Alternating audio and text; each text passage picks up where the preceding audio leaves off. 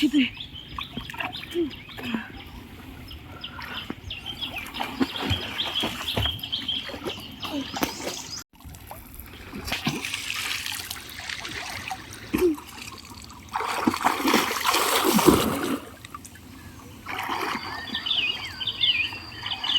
নমস্কার বন্ধুরা, fresh village ফুডে আপনাদেরকে স্বাগত। আমি সুজাতা আবার চলে এসেছি আপনাদের কাছে একদম নতুন একটা রেসিপি নিয়ে। তো দেখুন, আজকে আমি আমাদের এই পুকুর থেকে সিতুই তুলবো। পাড়ার ভাইপোরা আমাকে ধরেছিল যে সিতুই রান্না করে দিতে হবে। ওরা আগেই নেমে পড়েছে জলে, দেখুন অলরেডি খুঁজতে শুরু করে দিয়েছে সিতুই। আর ওদের সাথে আমিও নামবো, নেমে সিতুই তুলবো আর সেই সিতুই রান্না করে আপনাদেরকে দেখাবো। আয় চলে আয়।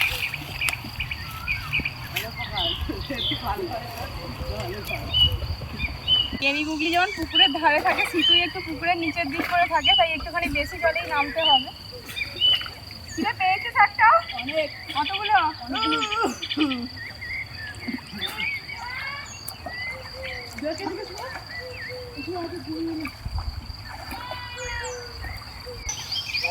প্রথমবার এরকম একটা ছোট্ট সিতুয়ের বাচ্চা পেয়েছে, এবার দেখি আর কি পাই।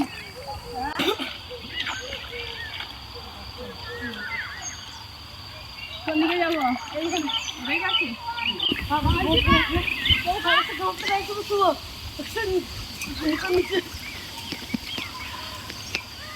দুখানা সিতুই পেয়েছি একসাথে। এই বালতিতে কোথায় গেল? হয়তো ওইটা দিয়ে আছে। দাদাকে বড়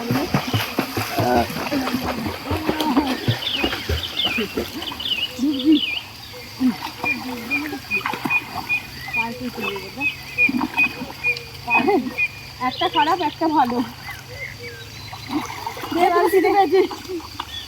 বালতিতে রাখছো। এই দেখুন, একসাথে 2-3টে সিতুই তুলেছি।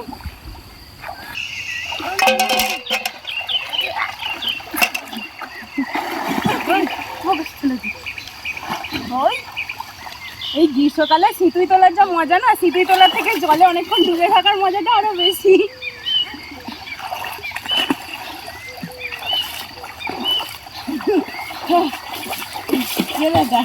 পেয়েছি আরো দুটো পেয়েছি, আমি দুটো পেয়েছি।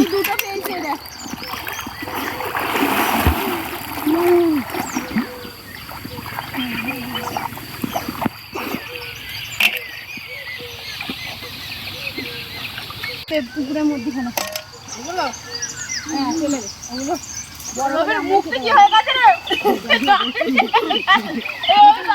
দেখুন বন্ধুরা, আরো একটা সিতুই পেয়েছি। তো এইভাবেই দেখি কত সিতুই পাই, যত বেশি পাবো ততই ভালো। হ্যাঁ,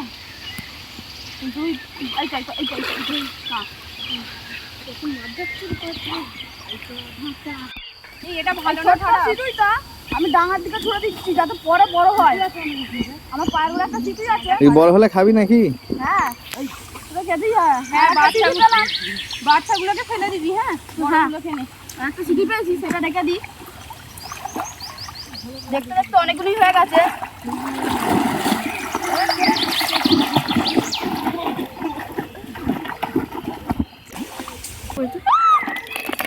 দেখুন, অনেকগুলোই সিতুই তোলা হয়ে গেছে। এবার এটাকে বালতিতে ঢেলে নেব।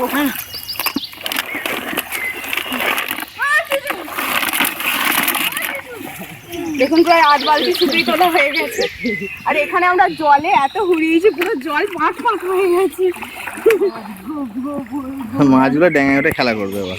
মাছেরা তো ভয় ওইদিকে পালাচ্ছে, খাবি খাচ্ছে। এত সিতুই তুলছে, পুকুরে সিতুই থাকবো না।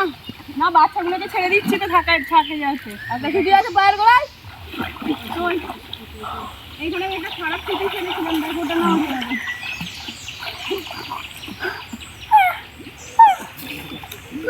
ভালো। একটা ভালো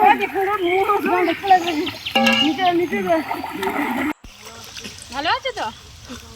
কেউ দাগি আছে, আমি বানিয়েছি সিতুটা কে ফুটো করে নিয়ে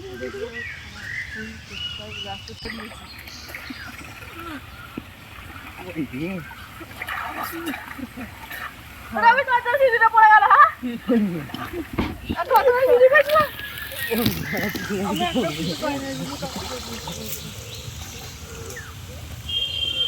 চিপস হাতা দিচ্ছে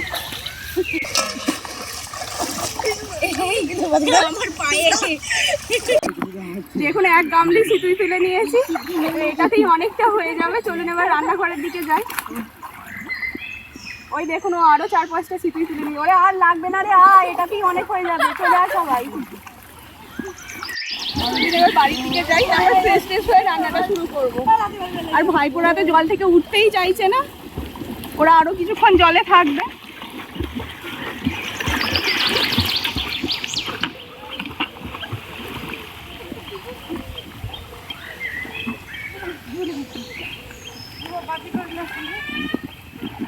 টান টান করে ফ্রেশ হয়ে চলে এসেছি। এবার এক এক করে এই ঝিনুকগুলোকে ছাড়িয়ে নেব। ঝিনুককে ছাড়াবার একটা পদ্ধতি আছে, এই পদ্ধতিতে ঝিনুকটা ছাড়ালে খুব সহজেই ছাড়িয়ে নেওয়া যায়। তো আমি ছাড়াচ্ছি, একবার আপনাদেরকে চলুন দেখিয়েও দিই কীভাবে ঝিনুকটা ছাড়াতে হয়।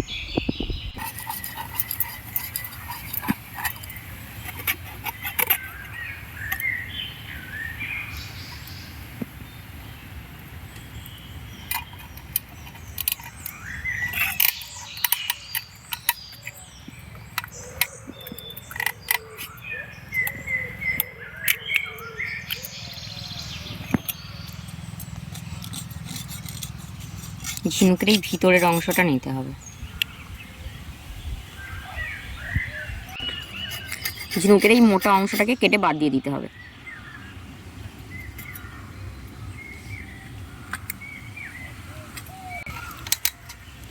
এইভাবে আস্তে আস্তে বঁটির ভিতরে ঝিনুকটাকে ভরে আর চাপ দিলেই ঝিনুকটা এইভাবে দুভাগ হয়ে যাবে। চলুন আপনাদেরকে খুলে দেখাই ভিতরটা কিরকম থাকে। এই দেখুন, প্রচুর জল থাকে, মুক্তও পেতে পারো। এই ঝিনুকে মুক্ত পাবো না, পেতেও পারো। এই যে এই অংশটাকে টেনে নিয়ে নিতে হয়, আর এই এই নরম অংশটাকে বাদ দিয়ে দিতে হবে। এই অংশটাকে নেওয়ার পর এখানে এই যে শক্ত মতো খুব একটা অংশ থাকে, এটাকে বাদ দিতে হয়।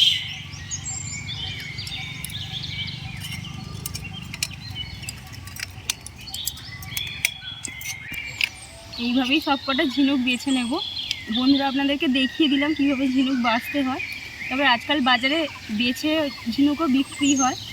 আপনারা যদি বাজার থেকে কিনে করেন তাহলে বাছা ঝিনুকই পাবেন। আর কেউ যদি আমাদের মতো পুকুর থেকে তুলে করে, তাহলে খুব সহজে কীভাবে বেছে নেবেন সেটা পুরোপুরিভাবেই আপনাদের সাথে শেয়ার করলাম।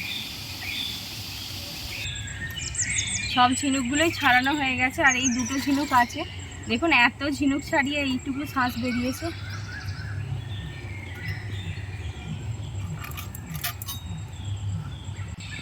এবার বন্ধুরা, গরম জলে খুব ভালো করে এটাকে 2-3 বার করে ধুয়ে নেব, নিয়ে রান্নাটা শুরু করব। ঝিনুকগুলোকে ভালো করে বেছে নিয়েছি। এবার গরম জল দিয়ে এগুলোকে ভালো করে রগড়ে রগড়ে ধুয়ে নেব।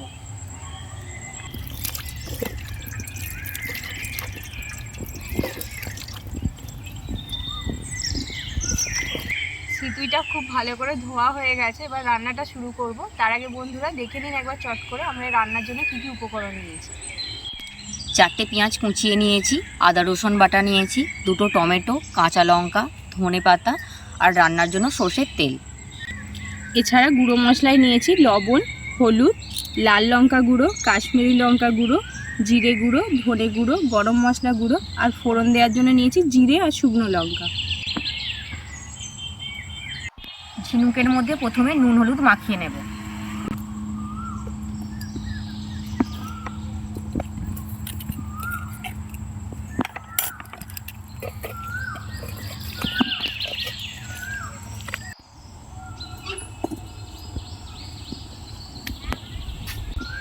কড়া গরম হয়ে গেছে, কড়ার মধ্যে দিয়ে দেব সর্ষের তেল।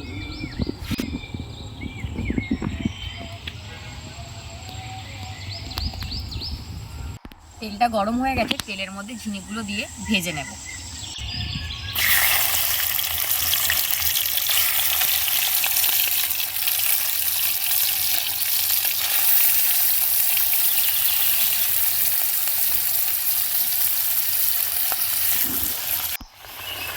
দেখুন, ঝিনুকগুলো ভাজার সময় ঝিনুক থেকে কত জল বেরিয়েছে। এই জলটা শুকনো অবধি ঝিনুকগুলোকে ভালো করে ভাজতে হবে। ঝিনুকটা ভাজা হয়ে গেছে, এবার ঝিনুকটাকে নামিয়ে নেব।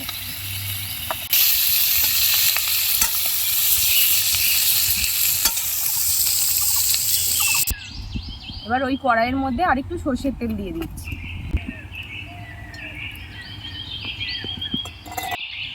ওই তেলের মধ্যেই গোটা জিরে আর শুকনো লঙ্কাটা ফোড়ন হিসেবে দিয়ে দিচ্ছি।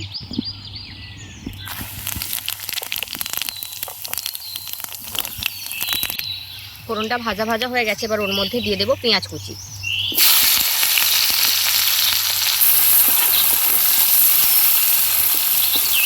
হালকা ভাজা ভাজা হয়ে গেছে, এবার ওর মধ্যে লম্বা লম্বা করে কেটে রাখা আলু দিয়ে দেবো।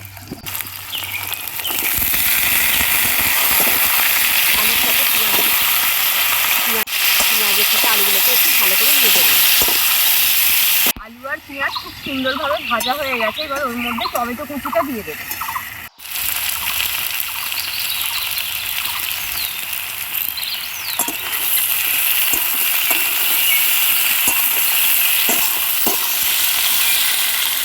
টমেটোটা দেওয়ার পর সামান্য নুন দিয়ে দেবো, যাতে খুব ভালো করে টমেটোটা গলে যায়। টমেটোটা দেওয়ার পরেও মিনিট 2 মতো ভেজে নিয়েছি। এবার দিয়ে দেবো ওর মধ্যে আদা রসুন বাটা।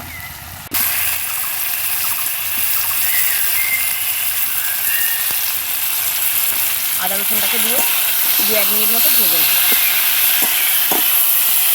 আদা রসুনটা দিয়েও 1 মিনিট মতো খুব ভালো করে নাড়াচাড়া করে নেওয়া হয়ে গেছে। এবার এক এক করে গুঁড়ো মশলাগুলোকে ওর মধ্যে মিশিয়ে দেবো। হলুদ, ঝাল লঙ্কা গুঁড়ো, কাশ্মীরি লঙ্কা গুঁড়ো, জিরে গুঁড়ো, ধনে গুঁড়ো, সামান্য একটু গরম মশলা গুঁড়ো আর স্বাদ মতো লবণ দিয়ে সব কিছু ভালো করে মিশিয়ে নেব।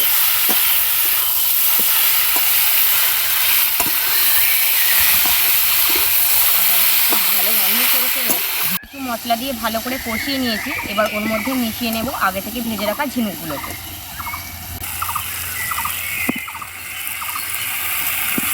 এগুলো দিয়ে কিছুক্ষণ কষিয়ে নিতে হবে।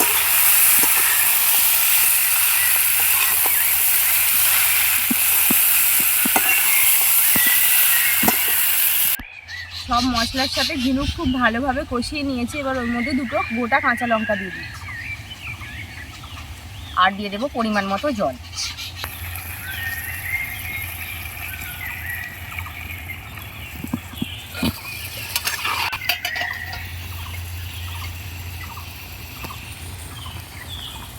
জলটা দেওয়ার পর যাতে আলু আর ঝিনুকগুলো খুব ভালোভাবে সিদ্ধ হয়ে যায়, তার জন্য 4-5 মিনিটের জন্য চাপা দিয়ে দেবো।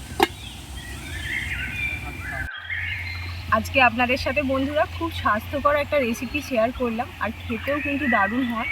আপনারা অবশ্যই বাড়িতে এইভাবে তৈরি করে খাওয়াবেন আর নিজেরাও খাবেন, আর আমাকে কমেন্ট করে জানাবেন যে রেসিপিটা কেমন লাগলো। আর রেসিপিটা যদি ভালো লাগে তাহলে অবশ্যই প্রচুর প্রচুর লাইক করবেন, বন্ধু বান্ধব এবং আত্মীয় স্বজনদের মধ্যে শেয়ার করতে ভুলবেন না। আর আমাদের চ্যানেলটিকে সাবস্ক্রাইব করবেন আর আমাদের পাশে থাকবেন। আর অবশ্যই বেল বাটনটি টিপে দেবেন নিত্য নতুন রান্নার নোটিফিকেশান পাওয়ার জন্য। মিনিট 5 মতো হয়ে গেছে, এবার ঢাকাটা খুলে নামিয়ে নেব। দেখুন বন্ধুরা, দেখেই মনে হচ্ছে না যে খুব সুন্দর হয়েছে। সত্যি দারুণ খেতে হয়, অবশ্যই বাড়িতে বানাবেন। কত ভালো রং এসছে আর দারুণ একটা গন্ধও ছাড়ছে।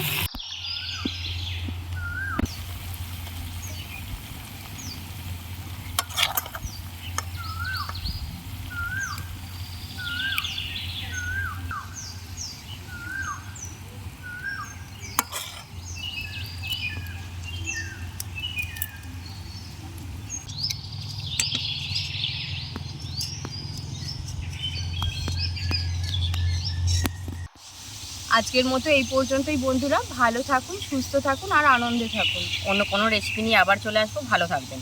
নমস্কার। নমস্কার বন্ধু।